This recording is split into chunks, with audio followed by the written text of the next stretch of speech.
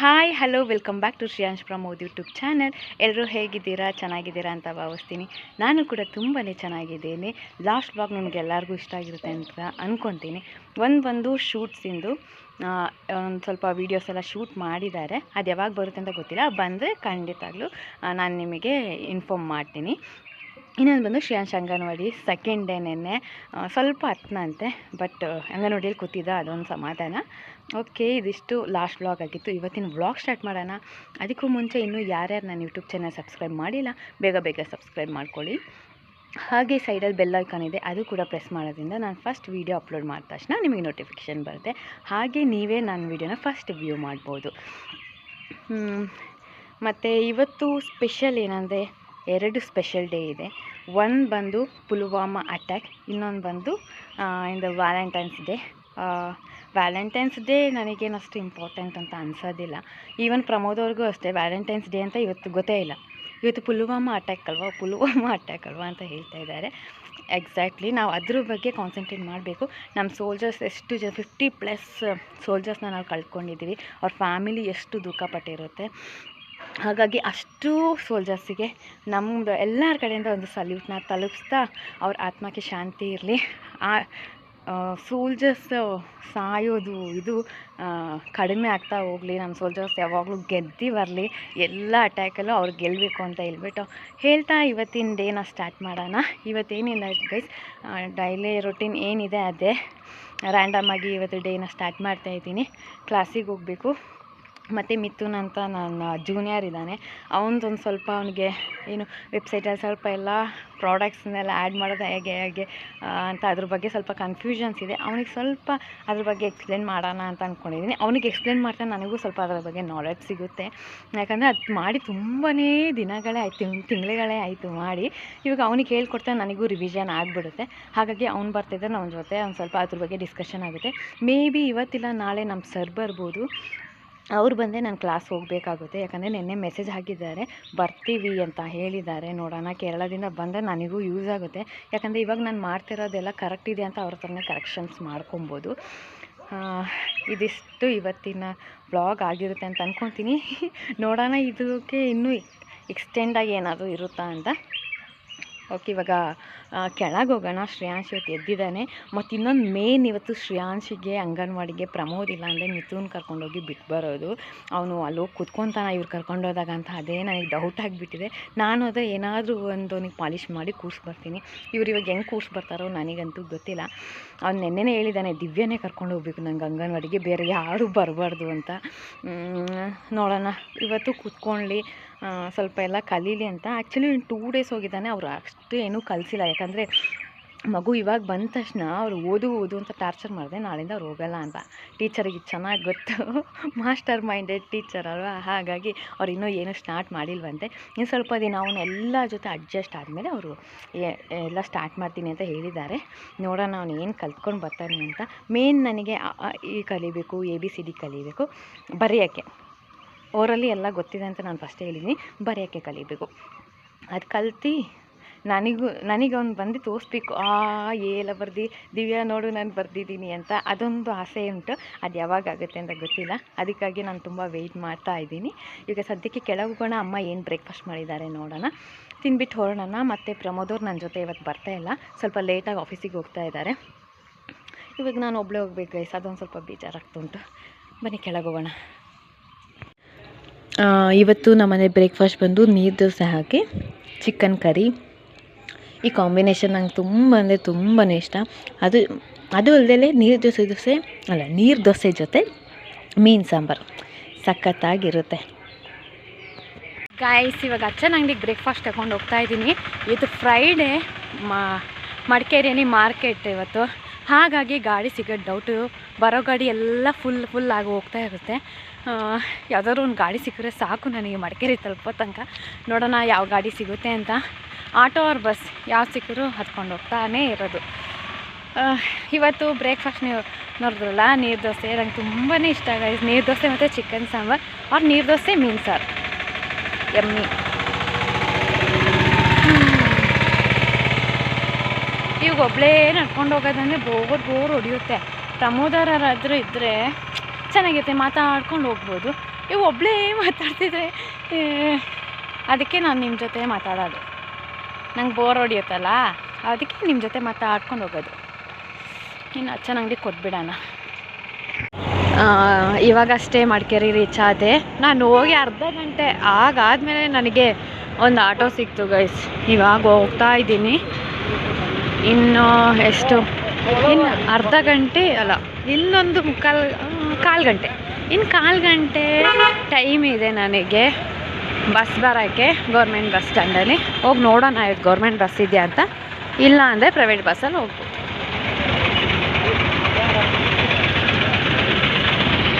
ಇವತ್ತು ನೋಡಿ ಎಷ್ಟು ಟ್ರಾಫಿಕ್ ಜಾಮ್ ಇದೆ, ಇವತ್ತು ಮಾರ್ಕೆಟ್ ಅಲ್ಲ, ಹಾಗಾಗಿ. ಜಸ್ಟ್ ಇವಾಗ ನಾನು ವಿರಾಜಪೇಟೆ ರೀಚ್ ಆದೆ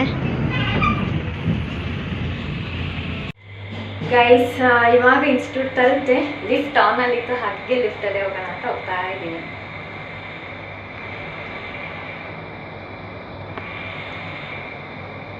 ಓಕೆ, ಇವಾಗಷ್ಟೇ ಇನ್ಸ್ಟಿಟ್ಯೂಟ್ ಒಳಗೆ ಬಂದೆ. ಪ್ರಮೋದರಿಗೆ ಕಾಲ್ ಮಾಡಿದೆ. ಇವತ್ತು ಪ್ರಮೋದವರು ಶ್ರೇಯಾಂಶ್ನ ಅಂಗನವಾಡಿಗೆ ಬಿಟ್ಟು ಬಂದಿದ್ದು. ಓಕೆನಾ, ಅವ್ನು ನೋಡಿದೆ ತುಂಬಾ ಅಳ್ತಾ ಇದ್ದಂತೆ. ಆಮೇಲೆ ಪ್ರಮೋದವರು ಒಂದು 5 ಮಿನಿಟ್ಸ್ ನಿಂತಿದ್ದಾರೆ. ನಿಂತಾದ್ಮೇಲೆ ಸಮಾಧಾನ ಆಗಿದ್ದಾನೆ. ಮತ್ತೆ ಅವ್ನು ಸಮಾಧಾನ ಆದ್ನಂತ ಹೊರಟು ಬರ್ಬೇಕಾದ್ರೆ ಇನ್ನೂ ಜೋರು ಹತ್ತನಂತೆ. ಅದಕ್ಕೆ ಎಲ್ಲ ಆಯಾ ಆಂಟಿ ಇದ್ದಾರಲ್ಲ, ಅವ್ರು ನೀವು ಹೋಗಿ ನಾವು ನೋಡ್ಕೊತೀವಿ ಅಂತ ಹೇಳ್ಬಿಟ್ಟು ಇರಿಸ್ಕೊಂಡಿದ್ದಾರೆ. ಅದಾದಮೇಲೆ ನಾನು ಇನ್ನೇನು ಮೂರ್ನಾಡು ಬರ್ಬೇಕಾದ್ರೆ ಅಂಗನವಾಡಿ ಟೀಚರಿಗೆ ಕಾಲ್ ಮಾಡಿದೆ. ಅಳ್ತಾ ಇದ್ದಾನೆ ಅಂದರೆ ಬಿಕ್ಕಿ ಬಿಕ್ಕಿ ಅಳ್ತಾ ಇದ್ದಾನೆ ಅಂತೆ, ದಿವ್ಯ ಬೇಕು ಅಂತ. ಅದಕ್ಕೆ ಅವ್ರು ಹೇಳಿದ್ರು, ಅವ್ನು ಅಳ್ತಾ ಇದ್ದಾನಂತೆ, ನೀವು ಕರ್ಕೊಂಡು ಹೋದರೆ ಅವ್ನಿಗೆ ಅದೇ ರೂಢಿ ಆಗುತ್ತೆ, ಆಮೇಲೆ ಸ್ಕೂಲಿಗೆ ಹೋಗಲ್ಲ ಅಂತ. ಅದಕ್ಕೆ ಗಟ್ಟಿ ಮನ್ಸು ಮಾಡಿದ್ದೀನಿ. ಇವಾಗ ನನಗೂ ಅಳುಗೆ ಬರೋಂಗೆ ಆಗ್ತದೆ. ಪ್ರಮೋದವ್ರು ಪಾಪ ಆಫೀಸ್ ವರ್ಕನ್ನ ಇವಾಗ ಮನೆಯಲ್ಲೇ ಮಾಡ್ತಾಯಿದ್ದಾರೆ. ಅವ್ರಿಗೆ ಮಾಡೋಕ್ಕೆ ಮೂಡೇ ಇಲ್ಲ. ಅವ್ನು ಅಳ್ತಾ ಇದ್ದಾನೆ. ನನಗೊಂದು 5-6 ಸತಿ ಕಾಲ್ ಮಾಡಿದ್ದಾರೆ, ಅವ್ನು ಅಳ್ತಾ ಇದ್ದಾನೆ, ಫೋನ್ ಮಾಡು ಅಂತೆ.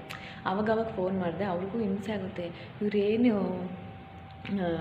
ಇವ್ರದ್ದೊಂದೇ ಮಗು ಇರೋದು ಅಂತ ಅವ್ರು ಅನ್ಕೊತಾ ಇರ್ತಾನೆ. ಯಾರದು ಆ ಥರ ಅನ್ಕೊತಾರೆ. ಅವಾಗವಾಗ ಫೋನ್ ಮಾಡ್ತಾರೆ.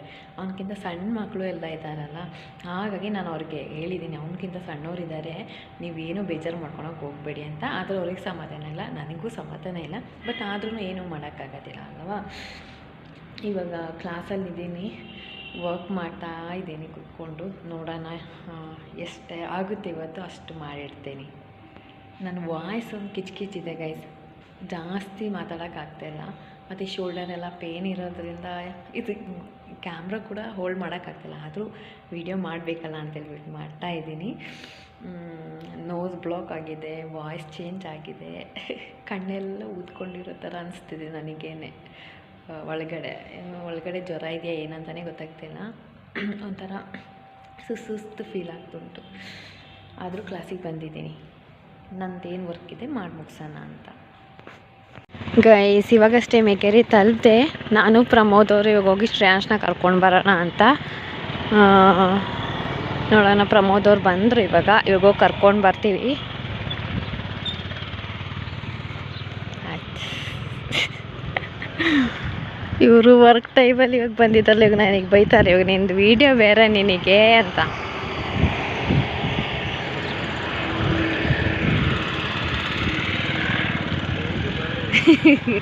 Happy Valentine's day. Happy Valentine's day. ನಾನಿಲ್ಲಿ ಏನು ಹ್ಯಾಪಿ ವ್ಯಾಲೆಂಟೈನ್ಸ್ ಡೇ ಅಂತ ಮತ್ತೇನಿರೋದು ನಿಮಗೆ?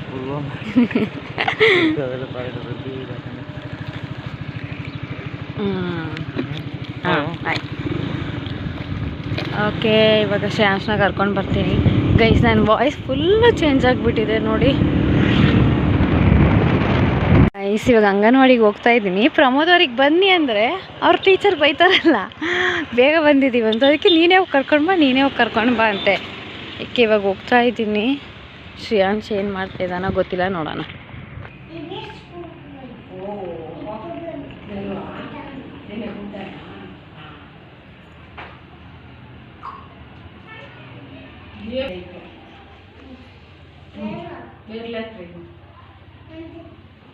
നാളെ വീട്ടിലേക്ക് പോയി നാളെ വീട്ടിലേക്ക് പോവാ നാളെ വരാ ദിവ്യ വേണ്ടല്ലേ ദിവ്യ വരില്ല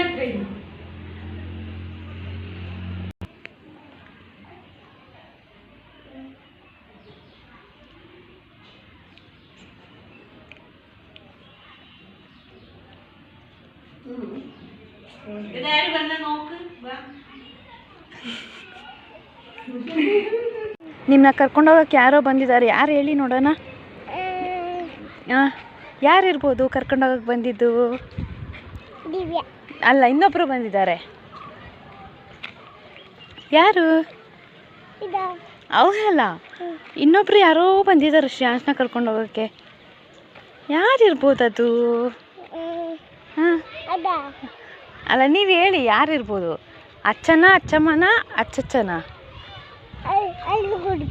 ಅದನ್ನೇ ಪೋನ ಉಲ್ಲರಾಜ, ಅದೆಲ್ಲ ಬೇಲಿ. ನೀನೇನು ತಂತಿ ಮೇಲೆ ಹತ್ಕೊಂಡು ಹೋಗ್ತೀಯಾ? ತಂತಿ ಮೇಲೆ.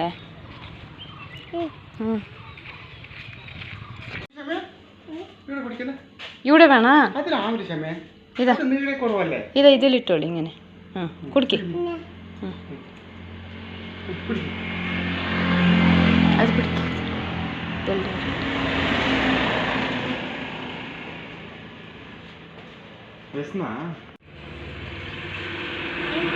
ചോറുണ്ടാ കുട്ടി? എന്ത് കറി? ഏൻ സാറു?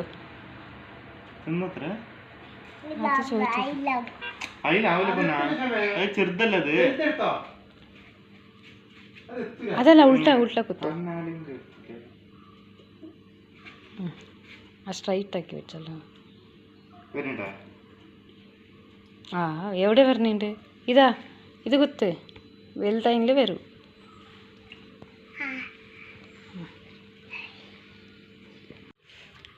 ಅಂಗನವಾಡಿಯಿಂದ ಬಂದವರೆ ಶ್ರೇಯಾಂಶಿಗೆ ತುಂಬ ಹೊಟ್ಟೆ ಹಸಿಯುತ್ತಲ್ಲ ಅಂಗನವಾಡಿಯಿಂದ ಬರ್ಬೇಕಾದ್ರೆ. ಹಾಗಾಗಿ ಅಚ್ಚನ ಅಂಗಡಿಗೆ ಹೋಗಿ ಒಂದು ಎಳ್ನೀರು ಹಾಗೆ ಒಂದು ಲೇಸ್ ಪ್ಯಾಕೆಟ್ ತಗೊಂಡಾಗಿ ಇಲ್ಲಿ ಬಂದ ತಕ್ಷಣ ಶ್ರೇಯಾಂಶ್ ಅಂಗನವಾಡಿಗೆ ಹೋಗ್ತಿದ್ದಾನೆ ಅಂತ ಅಮ್ಮ ಶ್ರೇಯಾಂಶಿಗೆ ಏನು ಕೊಟ್ಟರು? ಶ್ರೇಯಾಂಶ್ ಏನು ಮಾಡಿದರು? ಅಚ್ಚಮ್ಮ ಏನು ಮಾಡಿದ್ದಾರೆ?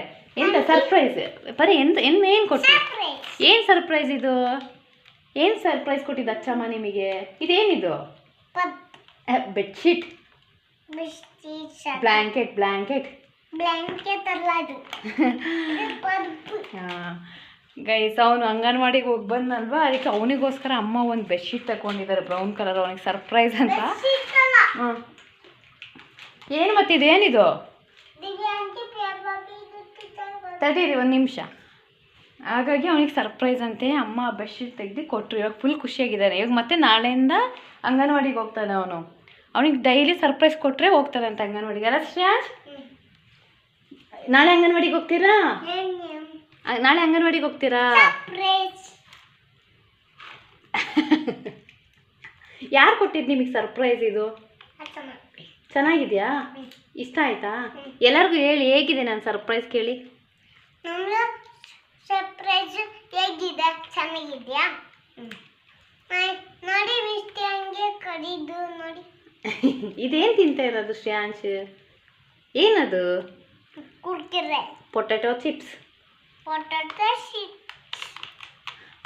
ಶ್ರೇಯಾಂಶ್, ಗೈಸ್, ನಾನು ಶ್ರೇಯಾಂಶಿಗೆ ಕೇಳಿದೆ ಅಂಗನವಾಡಿಯಲ್ಲಿ ಏನು ಹೇಳ್ಕೊಟ್ರು ಅಂತ.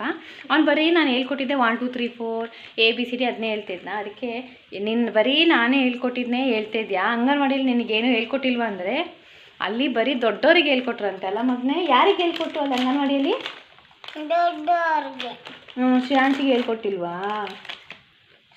ನೀವು ಕೇಳಿಲ್ವಾ ಯಾಕೆ ಹೇಳ್ಕೊಟ್ಟಿಲ್ಲ ಅಂತ? ಯಾಕೆ? ಗೈಸ್, ಆ್ಯಕ್ಚುಲಿ ಸ್ವಲ್ಪ ಇವನ್ಕಿಂತ ಸ್ವಲ್ಪ ದೊಡ್ಡವ್ರ ಮಕ್ಕಳಿದ್ದಾರೆ. ಆ ಮಕ್ಕಳವರೆಲ್ಲ ತುಂಬ ದಿನದಿಂದ ಹೋಗ್ತಾ ಇರೋದು ಅನಿಸುತ್ತೆ. ಅವ್ರಿಗೆ 1 2 3 4 20ರವರೆಗೆ ಹೇಳ್ಕೊಟ್ಟಿದ್ದಾರೆ. ಅದಕ್ಕೆ ಮ್ಯಾಮ್ ಏನು ಮಾಡ್ತಾರೆ, ಒಬ್ರೊಬ್ರಿಗೆ ನಿಲ್ಲಿಸಿ ಹೇಳ್ಕೊಡು ಅಂತ ಹೇಳ್ಬಿಟ್ಟು ಹೇಳ್ತಾರೆ. ಇವರೆಲ್ಲ ಸಣ್ಣರು 4 ಜನ ಅವ್ರು ಸಪ್ರೇಟ್ ಕೂರ್ತಾರೆ, ದೊಡ್ಡವರು ಒಂದು ಕಡೆ ಕೂರ್ತಾರೆ. ಅದಕ್ಕೆ ಇವನು ಹೇಳೋದು, ಅವ್ರು ನನಗೇನು ಓದಿಸೋದೇ ಇಲ್ಲ, ಸುಮ್ಮನೆ ಹೋಗ್ಬೇಕು ನಾನು ಅಂತ ಕೇಳ್ತಾ ಇದ್ದಾನೆ. ಮಳೆಯಲ್ಲಿ ಹೇಳ್ದ, ಅದನ್ನ ಕನ್ನಡದಲ್ಲಿ ಅವನಿಗೆ ಹೇಳಕ್ಕೆ ಗೊತ್ತಾಗ್ತಾಯಿಲ್ಲ ಅಲ್ಲ ಮಗನೇ? എന്തിനു പഠിപ്പിച്ചിട്ടില്ല? ആർക്ക് പഠിപ്പിച്ചു മാം? വലിയവർക്ക്.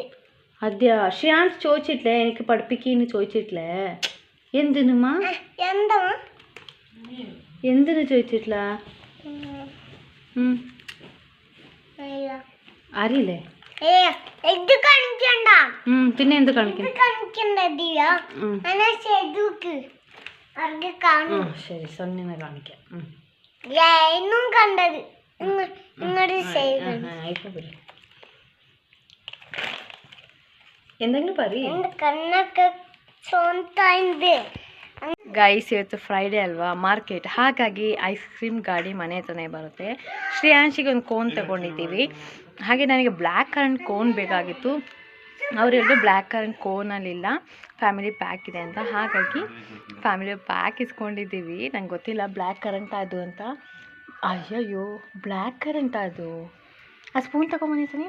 ಓಕೆ, ಬ್ಲ್ಯಾಕ್ ಕರೆಂಟ್ ಸಿಕ್ಕಿದೆ. ಅವ್ರು ಹೇಳಿದರು ಬ್ಲ್ಯಾಕ್ ಕರೆಂಟ್ ಅಲ್ಲ ಅಂದರೆ ನಾನು ನೆಕ್ಸ್ಟ್ ಟೈಮ್ ಬಂದಾಗ ಒಂದು ice cream family pack extra ಕೊಡ್ತೀನಿ ಫ್ರೀಯಾಗಿ ಅಂತ. ಹಾಗಾಗಿ ಹೇಗಿದೆ ಮಗನೇ, ಹೇಗಿದೆ? ಸೂಪರಾ? ಬಾಯ್ ಬಿಟ್ಟು ಹೇಳಿ ಹೇಗಿದೆ. Thank you.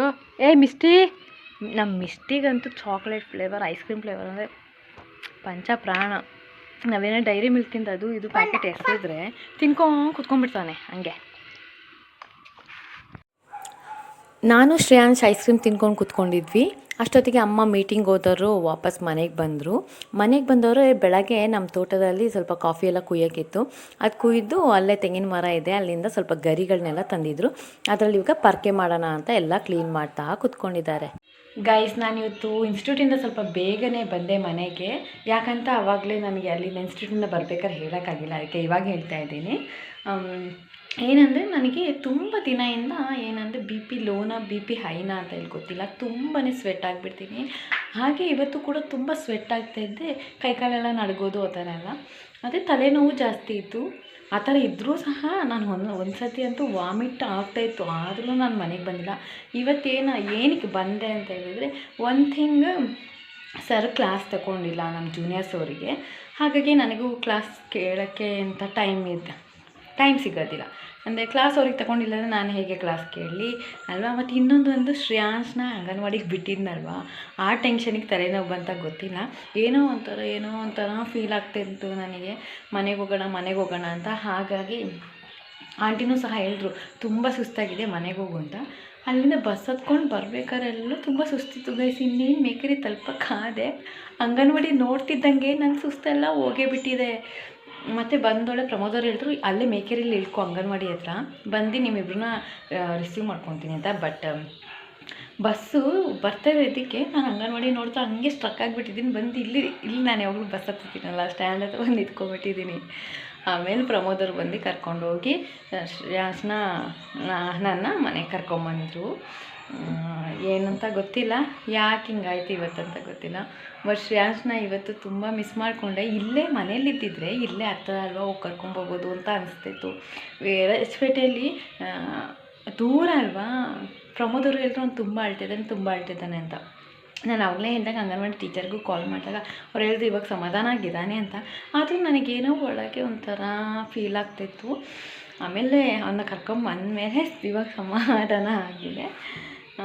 ಮತ್ತು ಇವತ್ತಿಗೆ ಡಿನ್ನರ್ಗೆ ಏನು ಮಾಡ್ತಾಯಿದ್ದೀವಿ ಅಂದರೆ, ನಾನು ಮಧ್ಯಾಹ್ನ ಬಂದೊಳೆ ಬೇಳೆ ಸಾರು ಮಾಡಿಟ್ಟಿದ್ದೀನಿ.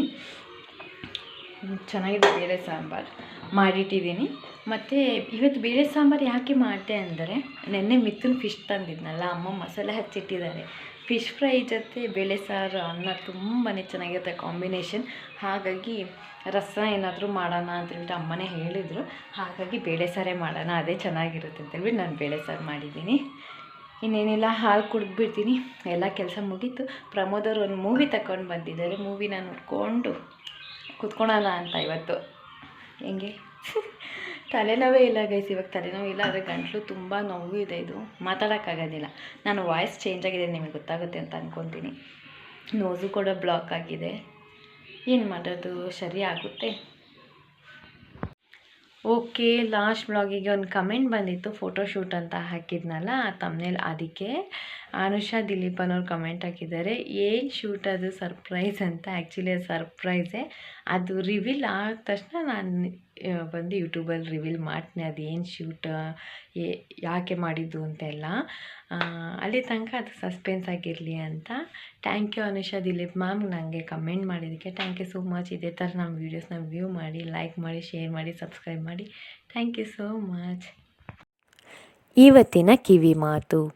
ಜಗತ್ತಿನಲ್ಲಿ ತುಂಬ ಸುಲಭದ ಮಾತು, ಕಷ್ಟದ ಸಂಗತಿ ಎಂದರೆ ತಪ್ಪು. ಇನ್ನೊಬ್ಬರು ಮಾಡಿದರೆ ಗಮನಿಸುವುದು ಸುಲಭ, ನಾವೇ ಮಾಡಿದರೆ ಒಪ್ಪಿಕೊಳ್ಳುವುದು ಕಷ್ಟ. ಇದಾಗಿತ್ತು ಇವತ್ತಿನ ವ್ಲಾಗ್. ಮತ್ತೆ ನಾಳೆ ಸಿಗ್ತೀನಿ. ಟಾಟಾ, ಬಾಯ್ ಬಾಯ್, ಲವ್ ಯು ಆಲ್.